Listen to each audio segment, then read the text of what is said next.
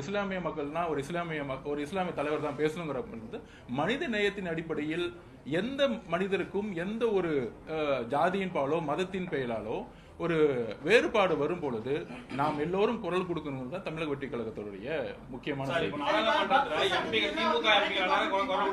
நாடாளுமன்றத்துல திமுக எம்பிகள் எல்லாருமே குரல் கொடுத்தாங்க, யாரும் குரல் கொடுக்காம இல்ல. அதாவது எங்க தலைவர் ஒன்னே ஒன்று தான் எப்பயுமே சொல்லுவாரு, நம்ம ஆர்ப்பாட்டம் பண்றோம், 6 மணிக்கு வீட்டுக்கு கிளம்பிடுறோம். நம்ம வந்து மீடியா முன்னாடி வந்து நம்மளுடைய ஃபோக்கஸ் இருந்துட்டே இருக்கிற மாதிரி நம்ம எப்பயுமே இருக்கிற மாதிரி ஒரு ஆர்ப்பாட்டம் பண்ணிட்டே இருக்கலாம். ஆனா என்ன சொல்யூஷன், என்ன தீர்வு என்னன்றது தான் இமிடியேட்டா உச்சநீதிமன்றத்தில் நாங்கள் வந்து கேஸை ஃபைல் பண்ணோம். கண்டிப்பாக அதை வரவேற்கிறோம்.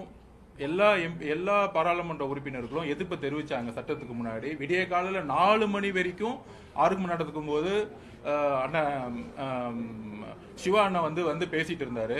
இதெல்லாம் வந்து நாங்க வந்து திமுகவுடைய எதிர்க்கணும், இல்ல திமுகவுக்கு வந்து நாங்க வந்து இந்த விஷயத்துல வந்து கடுமையா வந்து பதில் சொல்றதோட எல்லாரும் சேர்ந்து இதுக்கான சொல்யூஷன் என்னன்னா, இந்த சட்டம் நிறுத்தி வைக்கப்படணும்னா உச்சநீதிமன்றம் தான் இன்னைக்கு இருக்கிற நமக்கு முன்னாடி இருக்கிற ஒரே வழி. அதன் அடிப்படையில் தமிழக அரசு இந்த கேஸ் ஃபைல் பண்ணும். வடகாடு விஷயத்துல நீங்க திரும்ப அவர்களை சொன்னீங்க, அவர் மட்டும் தான் குரல் கொடுத்திருக்காரு அப்படின்னு. ஆனா தமிழக வெற்றி கழகத்துல இருந்து யாருமே பேசலையே வடகாடு பத்தி. ஒரு கள ஆய்வு பண்ணல, ஒரு அறிக்கை கூட வரலையே. அதாவது கள ஆய்வு பண்ணி எங்கிட்ட ரிப்போர்ட் வந்திருக்கு. எங்களுடைய பிரச்சாரம் அதான் சொன்னல, இதை வந்து ஒரு ஆர்ப்பாட்டம் பண்ணி 6 மணிக்கு நின்று முடிச்சுட்டு போறது தமிழக வெற்றி கழகம் கிடையாது. இதுக்கு நிரந்தர ஒரு தீர்வு கொடுக்கணும். அதாவது வடகாடு, அதாவது மதுரை ஹைகோர்ட், மதுரையோடைய உயர்நீதிமன்றம் தெளிவா சொல்லியிருக்கு, ஒயிட் காலர் ஜாப் பண்ணி இந்த அரசுடைய அதிகாரிகள் இந்த மாதிரி சாதி ரீதியான பிரச்சனைகள் வரும்பொழுது சரியாக அந்த இடத்திற்கு அதிகாரிகள் சென்று பிரச்சனையை தீர்ப்பதற்கு இந்த அதிகாரிகள் வந்து தயாரா இல்லை அப்படின்னு உயர்நீதிமன்றம் வந்து பதிவு பண்ணியிருக்கு.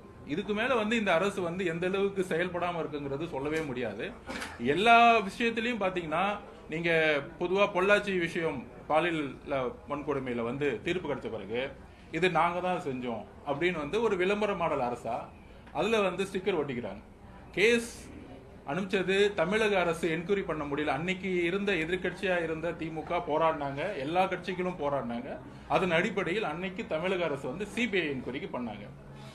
அதை உண்மையில பாராட்டணும். ஆனா சிபிஐ என்கொயரி பண்ணி சிபிஐ வந்து வழக்கை தாக்கல் பண்ணி சிபிஐடைய வழக்கறிஞர்கள் ஆர்குமெண்ட் பண்ணி அதை வந்து வெளிக்கொண்டு இருக்க முடியும் பொழுது தமிழக காவல்துறையோடைய பங்கு இதுல என்ன இருக்கு? இதுல எப்படி தமிழக அரசு இதை கிளைம் பண்ண முடியும்?